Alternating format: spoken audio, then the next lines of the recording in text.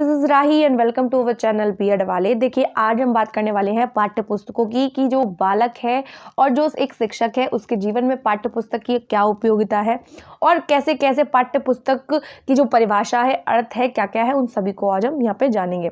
देखिए, सबसे पहले हम जानते हैं कि पाठ्य पुस्तकों का अर्थ क्या है, उसकी परिभाषाएं क्या है। तो पाठ्य पुस्तकों के अर्थ और परिभाषाओं को जानते हैं। तो पाठ्य पुस्तक मानव की एक महत्वपूर्ण रचना है। देखिए, हर कोई पाठ्य पुस्तक लिख नहीं सकता।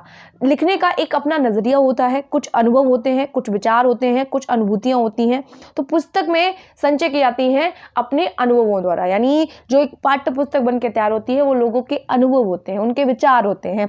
पाठ्य पुस्तक ज्ञान संचय का साधन है जिसका लाभ नई पीढ़ी उठाती है। देखिए, पीछे वाले हम इतिहास को पढ़ते हैं, हमने देखा होगा, तो हम इतिहास को कैसे जानते हैं? हम पाठ्य पुस्तकों के माध्यमों से जानते हैं। कुछ ऐसे इतिहासकार हुए, कुछ ऐसे लेखक हुए जिन्होंने अपने अनुभवों को उन पुस्तकों में लिखा। उनके माध्यम से नई पीढ़ी जो चली आई उसने देखा, उन चीजों को समझा और उन्हें पता चला कि पहले के समय में क्या क्या चीजें हुआ करती थी, ठीक, कैसे कैसे हुआ करती थी। तो आज के कुछ लोग अगर लिख के जाएंगे तो आगे आने वाली पीढ़ी उनको पढ़ेंगी, ठीक। अब तो खैर टेक्नोलॉजी बढ़ गई है तो पाठ्य पुस्तकों की उतना महत्व नहीं माना जाता, लेकिन हाँ, पाठ्य पुस्तकें अपनी एक जगह बनाए हुए हैं अब तक। तो क्या है, पाठ्य पुस्तकों में ज्ञान का साधन होता है, संचय का साधन है, ज्ञान को इकट्ठा करके रखने का साधन मात्र है, ठीक, जिसका लाभ नई पीढ़ी को होता है, आगे आने वाली पीढ़ियों को होता है।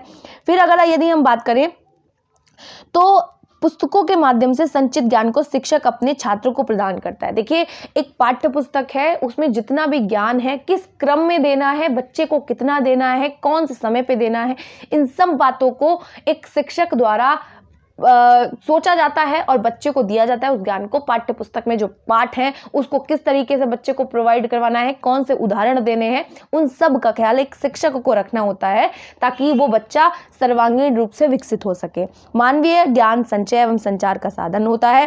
फिर कह रहे हैं, आज के तकनीकी एवं कंप्यूटर युग में पुस्तकों के अतिरिक्त आधुनिक साधन है और भी कई सारे माध्यम है। देखिए, जो पहले के जो लोग थे या हम अभी भी बात करें तो एक पाठ्य पुस्तक से पढ़ने से बेटर है, वो बोरिंग भी होगा और उसको पढ़ने में थोड़ा इंटरेस्ट भी नहीं आएगा। हालांकि जो पाठ्य पुस्तकें हैं वो एक साधन है, क्यों? क्योंकि उन्हें भी नकारा नहीं जा सकता, क्योंकि जो बड़े लोग हैं या कोई भी अधिकतर पुस्तकें पढ़ के ही ज्ञानवान होता है, ठीक। तो पुस्तकों का अपना एक महत्वपूर्ण रोल है। लेकिन आज की आधुनिकता के बढ़ते हुए कई सारी चीजें हैं, जैसे टेप रिकॉर्डर है, हमारा वीडियो टेप है, फ्लॉपी है, माइक्रोफिल्म है, आदि सब का विकसित हो चुके हैं, सब चीजें विकसित हो चुकी हैं। तो बच्चा पाठ्य पुस्तकों से पढ़ने के बजाय अगर हम उसको वो चीज दिखा देंगे कि कहाँ स्वामी विवेकानंद जी एक फिल्म पे बोल रहे हैं आके, तो वो उनको सुन भी रहा है, उन्हें देख रहा है, तो पाठ्य पुस्तक को पढ़ने से बेटर वो उस चीज को देखना पसंद करेगा। तो क्या है, तो महापुरुषों को देखने एवं सुनने का अवसर मिलता है, जबकि पुस्तकों के माध्यम से इनके विषय में केवल पढ़ना आपको मिलता है। हम पाठ्य पुस्तकों से केवल पढ़ सकते हैं, लेकिन कोई फिल्म है या कोई प्रोजेक्टर है उसके माध्यम से बच्चों को सुना सकते हैं, उन्हें दिखा सकते हैं, किसी भी महापुरुष के बारे में, किसी भी कवि के बारे में, किसी भी चीज से संबंधित हम उनको दिखा सकते हैं, उनसे परिचित करवा सकते हैं। फिर कह रहे हैं, जबकि पाठ्य पुस्तकों के माध्यम से हम उस विषय को केवल पढ़ा सकते हैं, केवल बच्चा पढ़ सकता है उस विषय के बारे में। फिर यहाँ पे कुछ हमने परिभाषाएं देखी हैं।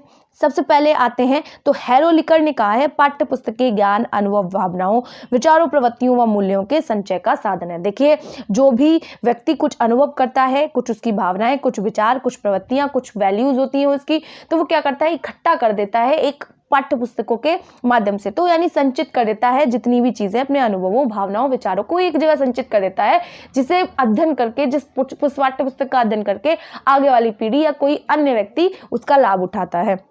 उसके बाद अगर हम देखें तो हॉल क्वेस्ट कहते हैं कि पाठ्य पुस्तक शिक्षण क्रियाओं एवं अभिप्रायों के लिए सुव्यवस्थित चिंतन एवं ज्ञान का लिखित रूप है। अब देखिए, हम ज्ञान का लिखित रूप से मतलब है लिखी हुई सामग्री को ही हम ज्ञान कैसे, हम किसी भी तरीके से ज्ञान को अर्जित कर सकते हैं, लेकिन जो पाठ्य पुस्तकों में लिखा है वो एक लिखित रूप में ही तो है, लिखा हुआ है, इसीलिए उसको हम क्या कह रहे हैं, ज्ञान का लिखित रूप कह रहे हैं। क्रियाओं एवं अभिप्रायों के सुव्यवस्थित चिंतन से है। शिक्षण क्रियाओं एवं अभिप्रायों के लिए सुव्यवस्थित चिंतन क्या है, पाठ्य पुस्तकें हैं। पाठ्य पुस्तक के द्वारा जो शिक्षक है वो एक निश्चित तरीके से अपनी क्रियाओं को सुव्यवस्थित कर पाता है और अपने अभिप्रायों को व्यक्त कर पाता है बच्चे के समक्ष। फिर अगले आते हैं डगलस। तो डगलस कहते हैं अध्यापकों के अनुभवों एवं विश्लेषण में के अनुसार पाठ्यपुस्तक पढ़ने पढ़ाने का महत्वपूर्ण आधार है। देखिए ये इनका भी कहना यही है कि जो एक शिक्षक है उसके जो अनुभव हैं उसके द्वारा किया हुआ जो भी विश्लेषण है, पाठ्य पुस्तक किस तरीके से पढ़ाई जाए, उसका जो अंदर कंटेंट दिया गया है, कौन से स्तर का बच्चा है, उसको कैसे कैसे उस कंटेंट से जोड़ना है, उसकी रियल लाइफ से उस कंटेंट को जोड़ना है, इसकी पूरी जिम्मेदारी किसके ऊपर होती है? एक शिक्षक के ऊपर होती है। तो कह रहे हैं प्रभावशाली शिक्षक एवं शिक्षण के लिए पाठ्य पुस्तक की अहम भूमिका होती है। देखिए कोई भी कहे पर कक्षा में एक पाठ्य पुस्तक का होना अत्यंत आवश्यक है। छात्र, शिक्षक और एक पाठ्य पुस्तक होगी तो क्या होगा, वहाँ का जो इन्वायरमेंट होगा वो पढ़ने लायक होगा। वहाँ का जो इन्वायरमेंट होगा, पढ़ना नहीं, यहाँ पे सीखना जो शब्द है वो ज़्यादा बेहतर होगा कि बच्चे उचित रूप से सीख पाएंगे, उन्हें मालूम होगा। देखिए अगर कोई बच्चा नहीं भी सीख पाया है तो वो घर जाके उस पाठ्य पुस्तक को देख के कम से कम वो ये तो जान सकता है कि उस समय शिक्षक ने हमें क्या बताया था। अगर उसका ध्यान नहीं भी था तब भी वो पाठ्य पुस्तक को देखेगा तो वो कुछ ना कुछ तो समझ ही जाएगा, और नहीं समझ आएगा तो अगले दिन आके अपने शिक्षक से पूछेगा। तो शिक्षक को आधुनिकतम ज्ञान पुस्तकों के माध्यम से ही प्राप्त होता है। देखिए ज़्यादातर जो शिक्षक होते हैं या जो कोई ज्ञानी व्यक्ति होते हैं वो ज़्यादातर क्या करते हैं, उनके यहाँ लाइब्रेरी होती है। यानी आपने देखा होगा कि ज़्यादातर जो स्कूल्स होते हैं या जो कॉलेजेस होते हैं वहाँ पे एक पुस्तकालय बनाया जाता है। देखिए पुस्तकालय में किसी भी बच्चे को पाबंदी ना हो, वहाँ पे जाके बच्चा अपने मन से पुस्तकों को चुन सके तब तो वो पुस्तकालय है, अन्यथा की स्थिति में वो व्यर्थ कहलाएगा। यानी बच्चों को क्या है, पूरी छूट होनी चाहिए विद्यालय में अपने आप से पुस्तकों को लेने की और उसे पढ़ने की। कोई रिस्ट्रिक्शन नहीं होना चाहिए, डांट फटकार नहीं होनी चाहिए। यानी जितनी भी चीजें हैं तो हमें पढ़ने के पश्चात ही उनका अनुभव होता है। और जब हम मौन रूप से पढ़ते हैं, देखिए अभी हम कौशल पढ़ाएंगे उसमें भी आप देखिएगा, जब हम मौन रूप से पढ़ते हैं तो हमारी एकाग्रता बढ़ती है और हमारी पढ़ने की जो इच्छा है वो लगातार बढ़ती जाती है। यानी जो ज्ञानी लोग हैं वो ज्यादातर पाठ्य पुस्तकों के जरिए ही अपने ज्ञान को बढ़ाते हैं। ठीक, तो अगला अब हम देखें तो पाठ्य पुस्तकों की उपयोगिता क्या है। तो पाठ्य पुस्तकों की परिभाषाओं में भी इनकी उपयोगिता का उल्लेख किया गया है कि एक अध्यापक के शिक्षण के नियोजन जो भी व्यवस्थाएं करता है, हम अभी यही देख रहे थे, तथा व्यवस्था के लिए पाठ्य पुस्तक एक मुख्य साधन है। देखिए कुछ भी कोई कह दे लेकिन एक शिक्षक के लिए एक सहायिका का काम करती हैं जो उनकी पाठ्य पुस्तकें होती हैं। पाठ्य पुस्तकें शिक्षण की पूरक एवं सहायक है। बिना पाठ्य पुस्तकों के शिक्षण कार्य अधूरा माना जा सकता है। ठीक, देखिए इसमें ब्लूम क्या कहा है, ब्लूम ने 3 प्रकार से कह सकते हैं, 3 चीजों से कनेक्ट करके बच्चे को पढ़ाना चाहिए, हैंड और हार्ट। देखिए सबसे पहला कॉग्निटिव इन्होंने एस्पेक्ट बताया है, दूसरा साइकोमोटर बताया है, तीसरा इन्होंने बताया है भावनात्मक। ठीक, तो इन्होंने कहा है कि बच्चे के संज्ञान से जोड़ी जाए, जो भी एक्टिविटी हो, जो भी हो वो क्रिया करके सीख सके और उसके भावात्मक पक्ष से जोड़ा जाए। यानी महात्मा गांधी भी कहते हैं बच्चे को 3H की शिक्षा दो, और नई शिक्षा नीतियां कई सारी आई हैं और जो हमारा NCF 2005 है वो भी इसी तरीके की शिक्षा बच्चे को देने के लिए कहता है कि बच्चे के संपूर्ण विकास हो सके, उसके हर पक्ष को आंका जा सके, वो हर पक्ष से सीख सके, केवल पाठ्य पुस्तकों से रट के परीक्षाओं को ना दे, वो सभी प्रकार से सीखे और अपने जीवन के लिए सीखे। ठीक, तो ब्लूम क्या कह रहे हैं, सीखने अनुभवों के लिए समुचित परिस्थितियां पाठ्य पुस्तकों से ही उत्पन्न होती हैं और शिक्षण उद्देश्यों की प्राप्ति होती है। ठीक, हम जिस तरीके के लिए प्रयास कर रहे हैं कि बच्चे को सिखा सके, उनका आकलन करते रहते हैं बीच बीच में कि किस तरीके से पढ़ाया है, क्या समझ आया है कि नहीं आया, तो वो शिक्षण के जो हमारे कार्य चल रहे हैं बीच में, तो उसके जो उद्देश्य है, यानी बच्चे को सिखाना हमारा उद्देश्य है, तो वो पूरे होते हैं पाठ्य पुस्तकों के द्वारा। देखिए शिक्षण के उद्देश्यों की प्राप्ति के लिए पाठ्य पुस्तकों की अधिक उपयोगिता है। यहाँ पर पाठ्य पुस्तकों की विशेषताओं की उपयोगिता का विवेचना किया गया है। अब देखिए यहाँ पे विवेचना की गई है। सबसे पहले हम देखें तो यहाँ पे बताई गई है कि पाठ्य पुस्तकें शिक्षण प्रकरणों की सीमा को निर्धारित करती हैं तथा शिक्षक के मार्गदर्शन करती हैं। आपको किस अवधि में कितना पढ़ाना है, ज़्यादा समय, देखिए जो हमारी टीचिंग होती है, किसी भी पीरियड होता है किसी मैडम का, तो क्या होता है 35 मिनट का होता है या 40 मिनट का होता है। तो क्या है, उतनी अवधि में आपको समय सीमा, मतलब आपको एक चैप्टर कितने दिन में कवर करना है, उसको कितना पढ़ाना है। देखिए चैप्टर कवर करने का मतलब मतलब ये नहीं है कि आपने बच्चे को पढ़ा दिया, रटवा दिया।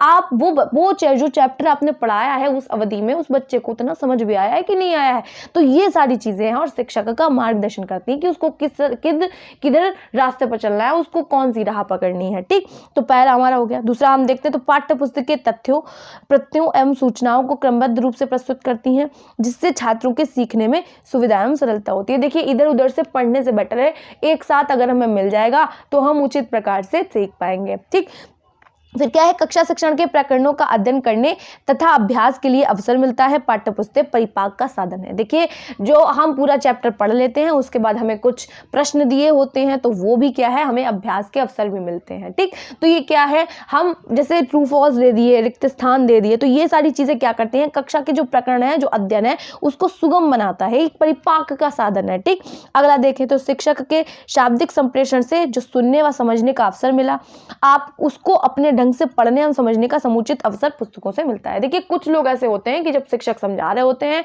तो वो इधर उधर देख रहे होते हैं, या जो शिक्षक समझा रहे हैं क्या पता, क्योंकि हर बच्चे की सीखने की अपनी गति है, वो अपने इंडिविजुअल्स डिफरेंसेस हैं उनके अंदर, व्यक्तिक विभिन्नताएं हैं उनके अंदर, तो सभी एक उचित गति से नहीं सीख सकते। और ऐसा भी होता है जो वक्र बनते हैं, क्या पता जिस समय शिक्षक सिखा रहा हो, बता रहा हो, तो उस समय जो वक्र है वो नीचे हो, किसी बच्चे का वो नीची गति से सीख रहा हो, या बिल्कुल सीख ही ना रहा हो, पठार बन गया हो, तो क्या है, तो इस बात का भी शिक्षकों को ध्यान रखना पड़ता है। और कक्षा में अगर शिक्षक की बातें बच्चा नहीं सुन पाया, पर अगर शिक्षक ने उससे पूछा कि कल आके मैं इसी वाले चैप्टर को सुनूंगा, तो कम से कम बच्चा घर जाके पाठ्य पुस्तकों से उस जो चैप्टर सर ने पढ़ाया है उसको स्वयं से अपने अनुसार समझ सकता है। देखिए, अगला देखते हैं। देखिए, पाठ्य पुस्तक के अध्यापक को कक्षा में जाने से पूर्व पाठ की तैयारी करने की सुविधा प्रदान करती हैं। देखिए, जो पाठ्य पुस्तकें हैं उनको पहले, जैसे पहला चैप्टर सर जी ने पढ़ा दिया किसी को कक्षा में, तो अगले दिन जब सर जी जाएंगे तो उन्हें पता है कि कनेक्टेड होते हैं। देखिए, पाठ्य पुस्तकें होती हैं उनमें सारे ही चैप्टर आपस में कनेक्टेड होते हैं। अगर आप डायरेक्ट जाके बच्चे को 10th चैप्टर पढ़ाने लगेंगे तो बच्चा बता नहीं पाएगा। क्यों? क्योंकि वो इंटरकनेक्टेड हैं आपस में। तो बच्चे को क्या है, तो अध्यापक को पता होता है कि कल हमने एक चैप्टर पढ़ाया था तो उससे संबंधित कुछ प्रश्न चैप्टर 2 में भी दिए होते हैं, तो इससे जो अध्यापक है वो क्या करेगा, अपनी जो कक्षा है उसमें एक माहौल बना सकेगा और अपनी जो पाठ्य योजना है उसको तैयार कर सकेगा, उसमें सहायता मिलती है। फिर कह रहे पाठ्य पुस्तक के अध्यापक तथा छात्र दोनों का समय बचाती है और मितव्ययी होती हैं तथा इनसे अध्ययन की आदतों का विकास होता है। हम एक दिन पढ़ते हैं, 2 दिन पढ़ते हैं, फिर हमें मजा आने लगता है पाठ्य पुस्तकों को पढ़ने में कि स्टोरी आगे क्या है, तो हम लगातार पढ़ते हैं, मितव्ययी है, कम खर्चीली है। ठीक, अगला अगर हम देखें तो कह रहे हैं छात्रों को कम मूल्य पर समस्त आवश्यक तथा महत्वपूर्ण तथ्यों की सूचनाएं एक पाठ्य पुस्तक ही एकत्रित मिलती हैं। फिर कह रहे हैं जिससे इन्हें इधर उधर भटकने की आवश्यकता नहीं होती है। देखिए, छात्रों को कम खर्च में समस्त आवश्यक और तथा महत्वपूर्ण तथ्यों की जो सूचनाएं हैं कहाँ मिलेंगी। हम अगर कहीं खोजने निकले तो हम अगर एक टॉपिक को चुन लें तो हमें कंफ्यूजन हो जाती है और हम मिल भी नहीं पाता, इधर उधर से भागते रहना, तब भी हमें इकट्ठी चीज़ें नहीं मिल पाती हैं। लेकिन जब हम पाठ्य पुस्तक खरीदते हैं तो हमें बिल्कुल डिटेल में दिया होता है, तो हम आराम से पढ़ सकते हैं, जिससे हमें इधर उधर भटकना नहीं पड़ता, आराम से हमें चीज़ें एक जगह इकट्ठी मिल जाती हैं। फिर कहना है पाठ्य पुस्तकों के माध्यम से छात्र भी अध्ययन कर सकते हैं तथा गृह कार्य करने में भी वे उपयोग कर सकते हैं। अध्यापक को गृह कार्य प्रदान करने में पाठ्य पुस्तकें पर्याप्त सहायता करती हैं। ठीक है, तो ये तो आप समझ ही गए होंगे। बच्चा चाहे तो अपना जो होमवर्क है जो सर ने दिया है उसको पाठ को अपने आप समझ करके वो गृह कार्य को कर लेगा, और जो गृह कार्य देने में भी वो अध्यापकों की सहायता करेंगी। पाठ्य पुस्तकों की सहायता से एक साथ सभी छात्रों को पढ़ाया जा सकता है, जिससे पाठ्य वस्तु के सीखने सिखाने में समरूपता रहती है। ठीक है, तो एक समान रूप से आप बच्चे को सिखाने समझाने में थोड़ी सी आपको सरलता मिलेगी। हालांकि बच्चे सीखते तो अलग अलग गति से हैं, लेकिन आप उन सबको एक साथ एक टॉपिक को समझा सकते हैं। ठीक, अगला देखें तो छात्रों को निर्धारित पाठ्यक्रम का ज्ञान पाठ्य पुस्तकों से ही होता है। वे इसे अर्जित कर सकते हैं कि वर्ष भर में उन्हें कितना पढ़ाना है तथा कितना वे पढ़ चुके हैं। देखिए, छात्रों को निर्धारित पाठ्यक्रम का ज्ञान किससे दिया जाता है? पाठ्य पुस्तकों से दिया जाता है। फिर कह रहे हैं वे उसे अर्जित कर सकते हैं और कि पहले देखा भी जाता है कि उन्होंने कितना पढ़ाया है, कितना सीखा है और कितना पढ़ चुके हैं, कितना कैसा बता रहे हैं, उनके क्या अनुभव कहते हैं। तो वो सारी चीजें पाठ्य पुस्तकों द्वारा निर्धारित हो जाती है। फिर कह रहे हैं मौन अध्ययन का अभ्यास पाठ्य पुस्तकों के द्वारा ही कराया जाता है। मौन अध्ययन छात्रों को स्वसाध्य की प्रेरणा देता है। देखिए, दो तरीके के पठन होते हैं। एक होता है हमारा शास्वर पठन, दूसरा हमारा होता है मौन पठन। शास्वर पठन में बच्चा क्या करेगा? कक्षा में तेज से पढ़ता है, लेकिन जब बच्चा मौन रूप से पढ़ेगा, मौन कैसे? शांति से पढ़ता है। जैसे हम लोग लाइब्रेरी में बैठ के पढ़ते हैं या किसी समूह में बैठ के पढ़ते हैं तो हम शांति से पढ़ते हैं, ठीक। तो उसको क्या कहेंगे? मौन अध्ययन कहेंगे। तो मौन अध्ययन से एकाग्रता बढ़ती है और जो हमारा शास्वर पठन है उससे हमारा प्रोनाउंसिएशन ठीक होता है। आपने कक्षा में एक बच्चे को खड़ा किया और कहा बेटा पढ़ो, तो तेज से जब वो पढ़ रहा है तो उसकी जो उच्चारण करने की क्षमता है वो अच्छा हो रहा है, उसके जो शब्द हैं वो ठीक हो रहे हैं, बोलना उसे अच्छे से पा रहा है, तो वो शास्वर पठन के अंतर्गत आएगा। तो कक्षा में होता है। और ये जो मौन अध्ययन है वो ज्यादातर लोग कक्षा के बाहर करते हैं या फिर कक्षा में भी बैठ के कर लेते हैं। देखिए, अगला कह रहे हैं प्रत्येक अध्यापक मौखिक शिक्षण में निपुण नहीं हो सकता। सामान्य बुद्धि के अध्यापक के लिए पाठ्य पुस्तकों का सहयोग आवश्यक हो जाता है, ठीक। तो हम कह सकते हैं कि जो मौखिक शिक्षण, देखिए सभी जो अध्यापक होते हैं वो कुशलता पूर्वक समझा नहीं पाते हैं या बोल नहीं पाते हैं। तो ये क्या है, जो पाठ्य पुस्तकें हैं वो सामान्य बुद्धि वाले जो अध्यापक हैं उनके लिए बहुत महत्वपूर्ण भूमिका निभाती हैं। अब देखिए, शिक्षा की डाल्टन पद्धति एवं योजना प्रणाली में क्या होता है? पाठ्य पुस्तकों की परम आवश्यकता होती है। बालक अपनी रुचि के अनुसार मानसिक विकास करते हैं। जो डाल्टन पद्धति है उसमें बच्चे क्या करेंगे? अपना मानसिक विकास करेंगे। अगला देखिए, तो पाठ को दोहराने का कार्य पाठ्य पुस्तकों के बिना संभव ही नहीं है। अध्यापक द्वारा बताई गई अनेक बातें छात्र कक्षा में भूल जाते हैं। उनकी स्मरण शक्ति इतनी तीव्र नहीं होती कि वे एक बार बात सुनकर याद कर लें। अतः यह आवश्यक हो जाता है कि कक्षा में बताई गई बात को घर पर जाकर पुनः दोहरा लिया जाए। देखिए, समय अंतराल के बाद जो है वो अभ्यास जरूरी है। अगर हम अभ्यास नहीं करवाएंगे बालकों को तो वो पढ़ा हुआ भूलने लगेंगे, क्योंकि उनकी जो स्मृति है वो इतनी अच्छी नहीं है कि वो चीज़ों को याद कर सके। इसलिए कुछ जैसे रटवाना नहीं है, उन्हें अभ्यास करवाना है, उन्हें बीच बीच में याद दिलवाते रहना है कि ये चीज़ें ऐसे ऐसे होती हैं, तो वो भूलेंगे नहीं। क्योंकि बचपन में उनकी मेमोरी शार्प होती है, धीरे धीरे धीमी होने लगती है सीखने की जो क्षमता है, तो बचपन में वो अच्छा सीखेंगे, ठीक है। और जिनको वो कभी भूल नहीं पाएंगे, उनके जो अनुभव होते हैं बचपन के, जो हमारे अनुभव है वो हम कभी नहीं भूलते हैं जिंदगी में। तो क्या होगा, वो अगर नहीं सुन पाए या नहीं कर पाए किसी वजह से, या कहीं चले गए क्योंकि उनके पास लाखों बहाने होते हैं करने को, तो वो क्या करेंगे? अपने घर जाकर भी उसको पुनः से दोहरा सकते हैं। फिर देखिए, अतीत के ज्ञान का संचय पाठ्य पुस्तकों के द्वारा संभव है कि पुराना क्या हुआ था, पहले के ज़माने में क्या था, हम कितना हंसते थे, कैसे रोते थे, क्या पहनते थे, क्या खाते थे, तो ये सारी चीज़ें हम पाठ्य पुस्तकों द्वारा ही पढ़ते हैं। पाठ्य पुस्तक के द्वारा शिक्षकों एवं छात्रों को उपयोगी एवं बहुमूल्य अनुभव प्राप्त होते हैं।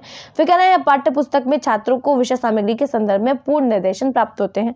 फिर कह रहे हैं पाठ्य पुस्तकों में ज्ञान को क्रमबद्ध एवं व्यवस्थित रूप में प्रस्तुत किया जाता है। फिर देखिए, पाठ्य पुस्तकें परीक्षा के समय छात्रों के लिए आवश्यक होती हैं, ठीक। तो देखिए, परीक्षा में जो पाठ्य पुस्तकें अगर आपके पास हैं, आपको कोई कंटेंट या कोई भी एक टॉपिक नहीं मिला तो आप पाठ्य पुस्तकों में खोज सकते हैं, उनको देख सकते हैं, ठीक। आजकल तो खैर टेक्नोलॉजी, आप गूगल पे सर्च कर सकते हैं, लेकिन पाठ्य पुस्तकें भी महत्वपूर्ण हैं। कई ऐसे टॉपिक हैं जो आपको वहाँ गूगल पे समझ नहीं आएंगे, लेकिन आपको पाठ्य पुस्तकों में जब आप उनको पढ़ेंगे तो आपको वो बेहतर तरीके से समझ आएंगे।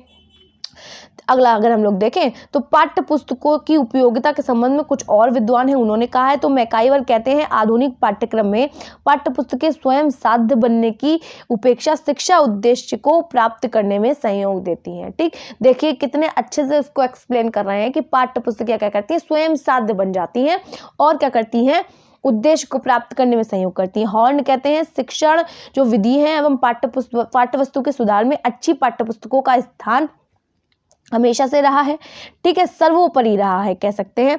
फिर कह रहे हैं क्रो एंड क्रो के अनुसार पाठ्य पुस्तकों का सीखने सिखाने की क्रिया में अन्य साधनों के साथ महत्वपूर्ण स्थान है। देखिए क्रो एंड क्रो कहते हैं कि अलग जो साधन है हम बच्चों को एक्टिविटी के थ्रू सिखाएं, उनको अलग अलग जो विधियां हैं, जो उनकी पद्धतियां हैं, उनसे परिचित करवा के उनको सिखाएं, और उसके साथ साथ हम पाठ्य पुस्तकों पे भी जोर दे सकते हैं।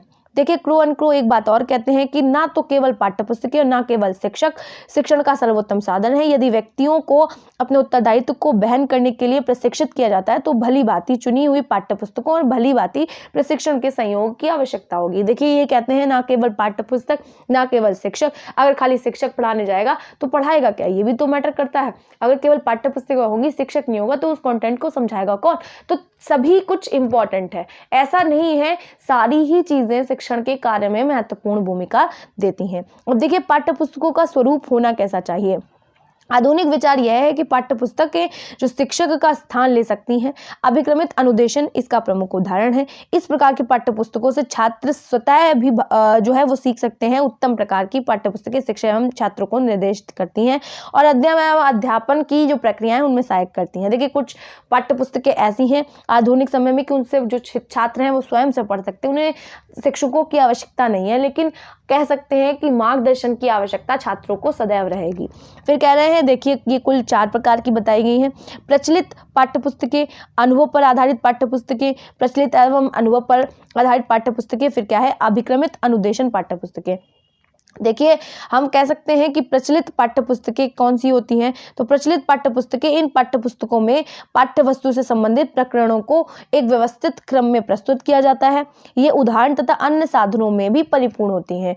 संदर्भ पुस्तकों को भी सूची भी दी जाती है, महत्वपूर्ण पाठ्यवस्तु को भी दिया जाता है। छात्रों को अध्ययन के बाद ऐसा लगता है कि इससे परे कुछ भी शेष नहीं बचा है। छात्रों को जो सृजनात्मक क्षमताओं के विकास के अवसर नहीं होता इसमें। फिर क्या होता है, पाठ्यवस्तु को तार्किक क्रम में व्यवस्थित किया जाता है। छात्रों के सीखने की दृष्टि से उपयुक्त हो भी सकती हैं और नहीं भी हो सकती हैं। छात्रों की व्यक्तिगत विभिन्नताओं का ध्यान नहीं रखती हैं। देखिए जो पाठ्यपुस्तकें हैं ऐसा नहीं है कि छात्रों का विकास हो भी सकता है, नहीं भी हो सकता है। अपने अपने अनुसार छात्र अध्ययन करते हैं हर चीज़ का, उनकी सृजनात्मकता की क्षमताओं का विकास नहीं होता। तो ये जो हमारी पाठ्यपुस्तकें हैं, प्रचलित पाठ्यपुस्तकें, ये उतनी महत्वपूर्ण नहीं रखती हैं। ठीक, अब कह रहे हैं अनुभव पर आधारित पाठ्यपुस्तकें, जिन दोषों का उल्लेख किया जाता है उनको ध्यान में रखकर अनुभवों पर आधारित पाठ्यपुस्तकों का निर्माण किया जाता है। इन पाठ्यपुस्तकों में व्यक्तिगत एवं सामूहिक शोध कार्यों को विशेष महत्व दिया जाता है। प्रत्येक अध्याय में शिक्षण बिंदुओं को एक क्रम में किया जाता है, जिससे तार्किक क्रम ना होकर मनोवैज्ञानिक क्रम होता है, जो छात्रों को सीखने में सहायता करता है। प्रकरणों से संबंधित आकृतियां व चित्रण भी दिए जाते हैं। देखिए जिसमें चित्रण की बात हो जाएगी और बड़े बड़े पैराग्राफ्स की बात नहीं होगी। ठीक, बच्चों को सीखने में मददगार होंगी, वो पाठ्यपुस्तकें सदैव अच्छी होंगी। उदाहरण छात्रों के जीवन से संबंधित ही दिए जाते हैं।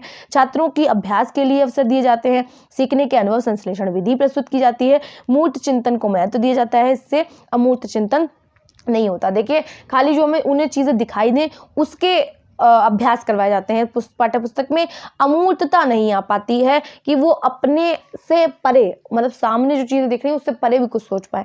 अब देखिए कह रहे हैं प्रचलित एवं अनुभवों पर आधारित पाठ्यपुस्तकें, तो इसमें इन पाठ्यपुस्तकों में क्या है, इस प्रकार की पाठ्यपुस्तकों में उपयुक्त दोनों प्रकार की पाठ्यपुस्तकों की विशेषताओं को सम्मिलित किया जाता है। प्रत्येक अध्याय को 2 खंडों में बांटा जाता है। प्रथम खंड में पाठ्यवस्तु को वर्णन के रूप में प्रस्तुत किया जाता है। द्वितीय खंड में अभ्यास के लिए कुछ समस्यात्मक प्रश्न दिए जाते हैं, जिससे कि बालक ने जो पाठ पढ़ा है वो अपने आप से सुलझा के उन समस्याओं को खोज सके, वो जान सके कि पाठ में हमने जो पढ़ा है वो हम समझ पाए हैं उचित प्रकार से कि नहीं समझ पाए हैं। उनकी सृजनात्मकता का, उनकी बौद्धिकता का, उनके संज्ञान का विकास होगा, जिन्हें छात्र गृह कार्य के रूप में करते हैं। पाठ्यवस्तु संबंधी चित्र तथा आकृतियां भी दी जाती हैं। छात्रों के मौलिक चिंतन एवं सामान्यीकरण के लिए भी अवसर दिए जाते हैं। देखिए कह रहे हैं इस प्रकार की पाठ्य पुस्तकों का जो आकार है वो बहुत बड़ा और मोटा होता है तथा इनका मूल्य भी अधिक हो जाता है। इस प्रकार की पाठ्य पुस्तकों को प्राथमिक स्तर पर अधिक प्रयोग किया जाता है। ठीक, अब देखिए कह रहे हैं जो हमारी अभिक्रमित जो हमारी अनुदेशन जो पाठ्य पुस्तकें हैं उनकी बात हो रही है, तो ये कहती हैं ये वाली जो पाठ्य पुस्तकें हैं, प्रचलित एवं अनुभवों पर आधारित पाठ्य पुस्तकों की सीमाएं हैं जिनका विश्लेषण किया जाता है। बीएफ जो स्किनर है उनका क्या कहना है, इनके उल्लेख, इनका प्रमुख दोष और सीमाएं बताते हुए इन्होंने क्या कहा है, फिर कह रहे हैं देखिए पाठ्य पुस्तकों के अध्ययन के समय अध्ययन एकाग्रचित करने के लिए किसी प्रविधि का प्रयोग नहीं किया जाता। छात्र स्वयं ध्यान से पढ़ना चाहे तो वह अपना ध्यान केंद्रित कर सकता है। उन्होंने कहा है कि जरूरी नहीं है कि पाठ्य पुस्तकों को किसी विधि द्वारा ही समझाया जाए। अगर बच्चे का मन है तो वो पढ़े, अन्यथा की स्थिति में नहीं। पाठ्य पुस्तकों से पाठ्य वस्तु या निहित प्रत्येक छात्र को स्पष्ट नहीं हो सका, इसके लिए सुधारात्मक अनुदेशन की व्यवस्था नहीं है। अगला देखिए, पाठ्य पुस्तकों में छात्रों की व्यक्तिगत विभिन्नताओं एवं अभिरुचियों के लिए कोई व्यवस्था नहीं की जाती है। इन्होंने बताए हैं कि क्या क्या दोष हैं ठीक पाठ्य पुस्तकों के। अब देखिए अगला, इन्होंने बताया कि पाठ्य पुस्तकों में प्रकरणों और उनके तत्वों की व्यवस्था तार्किक क्रम में की जाती है, जबकि मनोवैज्ञानिक क्रम अधिक उपयोगी तथा प्रभावशाली होता है तथा छात्रों को सीखने में सुगमता प्रदान होती है। अगला देखिए, पाठ्य पुस्तकों की रचना में उद्देश्यों को ध्यान में नहीं रख पाता, अपितु पाठ्य वस्तु के स्वरूप उनकी गहनता एवं व्यापकता पर अधिक जोर दिया जाता है। देखिए उनका गहनता और व्यापकता पर जोर दिया जाएगा, उनके स्वरूप को नहीं देखा जाएगा। मतलब बच्चे को समझ आया कि नहीं समझ आया, इस बात से कोई फर्क नहीं पड़ रहा है। फिर पाठ्य पुस्तकों के अध्ययन का कोई छात्र आलेख नहीं रखता है कि छात्र ने कितना अध्ययन किया है, प्रत्ययों के पूर्ण रूप से प्रस्तुत किया जाता है। ठीक, देखिए कह रहे हैं आज जो भी पाठ्य पुस्तकें उपलब्ध हैं उन सभी में उपयुक्त दोष एवं सीमाएं हैं।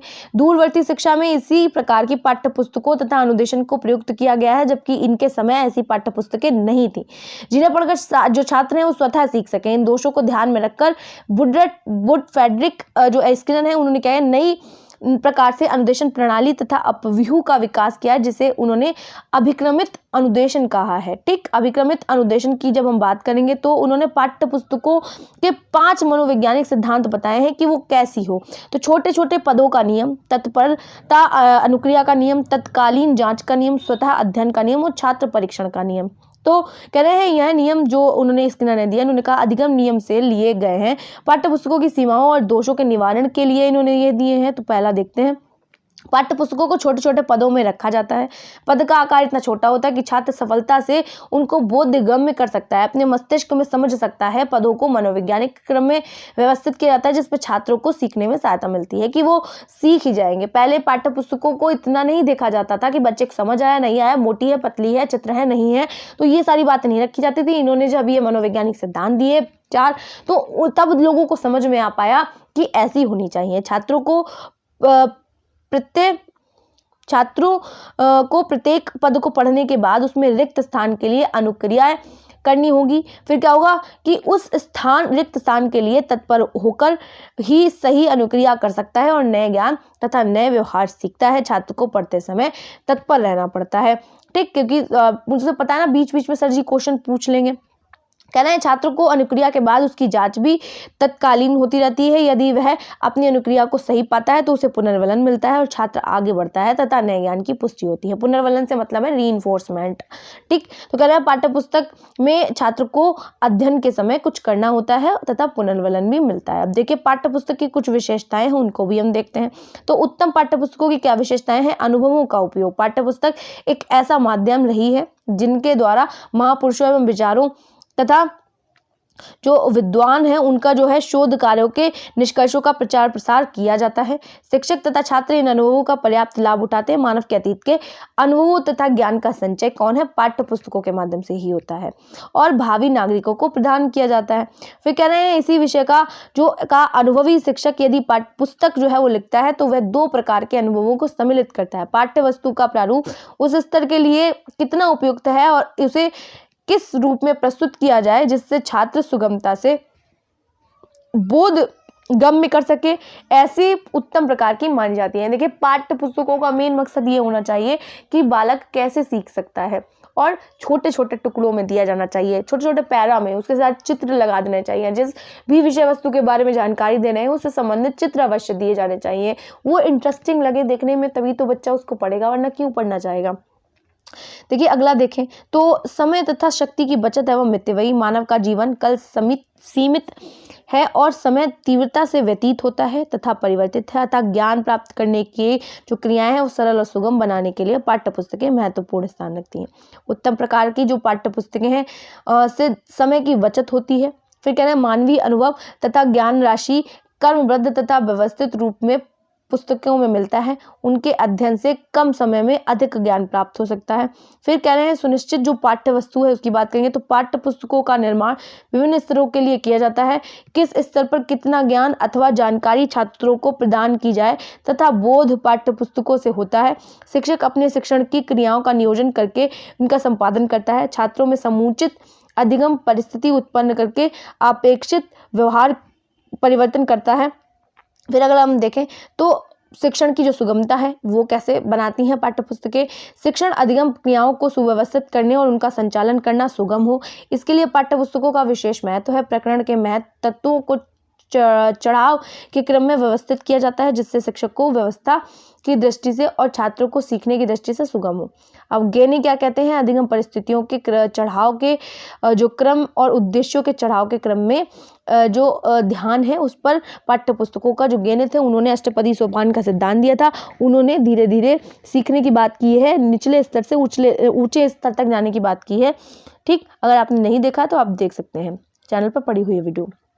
पाठ्य पुस्तकों की प्रकृति। मनुष्य एक क्या है, सामाजिक प्राणी है। समाज के बिना व्यक्ति का किसी प्रकार का विकास संभव नहीं है। समाज से पृथक रहने वाला मनुष्य या तो पशु है या तो देवता। ठीक, जो समाज में सोसाइटी से अलग रहने की बातें करता है तो वो या तो जानवर है या तो वो क्या है, देवता माना जाएगा। क्यों? क्योंकि हम समाज में रहते हैं, हमारा समाजीकरण होता है, हमारा सोशलाइजेशन होता है, तो हम व्यक्तियों के द्वारा ही सीखते हैं। ठीक, हम जितने ज़्यादा लोगों से परिचित रहेंगे, जितने ज़्यादा लोगों से बात करेंगे, समूहों में रहेंगे, उतना ज़्यादा हम सीखते रहेंगे।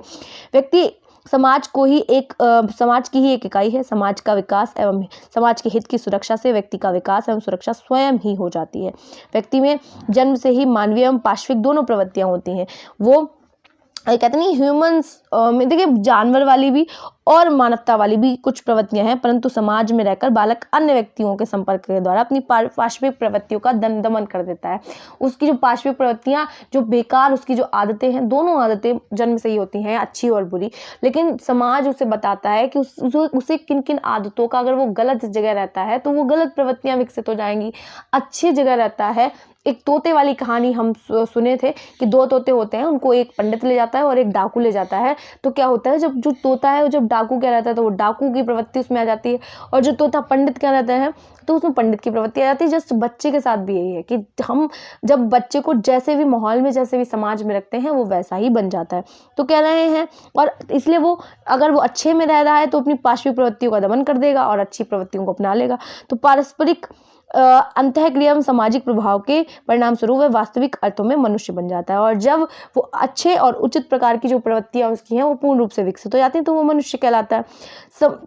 समाज व्यक्ति के लिए कितना आवश्यक है, इस बात का ज्ञान इसी बात से हो जाता है कि मनुष्य की समस्त आवश्यकताएं समाज में रहकर ही पूरी होंगी। जैसे भोजन है, आवास है, वस्तु, शिक्षा, आजीविका, अनेक मानवीय गुण और व्यवहारिक ज्ञान भी मनुष्य समाज में रहकर ही सीखता है। व्यक्ति के व्यक्तित्व सामाजिक शब्दों विकास भी कहाँ में, समाज में रहकर ही संभव है। इस विषय में बाल्बिन ने कहा है, व्यक्तित्व सामाजिक शब्दों के अतिरिक्त किसी भी रूप में परिभाषित किया जा सकता है। देखिए अगला अगर हम देखें तो शिक्षा एवं समाजशास्त्र का संबंध अधिक प्राचीन नहीं है। यह लगभग 60 वर्ष प्राचीन माना जा सकता है। इस शताब्दी के प्रारंभिक वर्षों में शिक्षा का सामूहिक जीवन पर और सामूहिक जीवन का शिक्षा पर क्या प्रभाव पड़ता है, शिक्षा का अध्ययन आरंभ हुआ है, और इस जीवन का एक नवीन विषय शिक्षा का समाजशास्त्र का दुष्प्रभाव हुआ है। समाजशास्त्र एवं शैक्षिक समाजशास्त्र का शिक्षा की प्रक्रिया पर अधिक प्रभाव पड़ता है कि अब शिक्षा के सभी अंग की व्याख्या सामाजिक एवं समाजशास्त्रीय दृष्टिकोण से की जाने लगी है। ठीक, समाजशास्त्रीय देखिए एक जो हमारा विषय है वो ये भी होता है। फिर कह रहे हैं समाजशास्त्रीय दृष्टिकोण से व्यक्ति द्वारा समाज को उन्नतिशील बनाना ही शिक्षा है। ब्राउन ने उचित ही कहा है कि शिक्षा चैतन्य रूप में एक नियंत्रित प्रक्रिया है जिसके द्वारा व्यक्ति के व्यवहार में परिवर्तन लाया जा सकता है। व्यक्ति में समाज द्वारा समाजशास्त्रीय दृष्टिकोण से शिक्षा के उद्देश्य भी निर्धारित किए जाते हैं तथा उन उद्देश्यों की प्राप्ति होती है। पाठ्यक्रम का निर्धारण भी किया जाता है। शैक्षिक समाजशास्त्र के अनुसार शिक्षा के प्रमुख उद्देश्य निम्न प्रकार होते हैं। देखिए क्या होते हैं, शिक्षा के जो उद्देश्य है, सामाजिक गुणों का विकास करना है, बालक में प्रजातांत्रिक मूल्यों का विकास करना है, बालकों में सामाजिक विकास व विश्व कल्याण की भावना जागृत करनी है, और उसके बाद अगर हम देखें तो बालकों में श्रेष्ठ नागरिकता के गुणों का विकास करना है, बालक को जीविकोपार्जन की शिक्षा देनी है, अवकाश के समय का सदुपयोग करना है कि अगर वो खाली समय में है तो वो क्या करे। फिर कह रहे हैं कंटेंट कैसा होना चाहिए, पाठ्य वस्तु जो है हमारी वो कैसे होना चाहिए, सिलेबस जो है वो हमारा कैसा होना चाहिए। पाठ्यक्रम विकास का एक मुख्य सोपान अंतर वस्तु होती है, यानी कंटेंट की बात करने का चयन करना होता है शैक्षिक उद्देश्यों के निर्धारण व अधिगम अनुभवों के। अगर बच्चों को ऐसा क्या पढ़ाया जाए जो उसे अपने जीवन के मूल्यों का पता चले, समाज में जो नियम है उनका पता चल पाए। कि चयन के बाद इन उद्देश्यों की पूर्ति होगी। विषयों एवं अंतः वस्तु का चयन करना अति आवश्यक है। जो कंटेंट है निम्नलिखित बिंदु आते हैं। कंटेंट के विभिन्न स्रोतों का ज्ञान प्राप्त करना, जो उसका जो विषय वस्तु है उसको समझ सके। अंतर्वस्तु चयन का आधार निश्चित करना।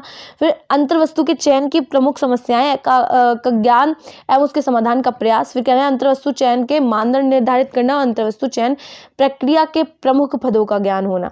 तो ये सारी चीज़ें किसमें होनी चाहिए, एक कंटेंट अच्छा होना चाहिए। इन सभी बातों का ध्यान रखना चाहिए पाठ्य पुस्तकों के भीतर, जिससे कि बच्चा पूर्ण रूप से विकसित हो सके। देखिए ये जो वीडियो है वो इसी तरीके की वीडियोस आप लोगों को प्रोवाइड होती रहेंगी। सारा ही सिलेबस आप लोगों को करवा दिया जाएगा।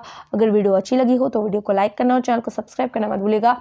इसी तरीके की वीडियोस के लिए मिलते हैं नेक्स्ट वीडियो में।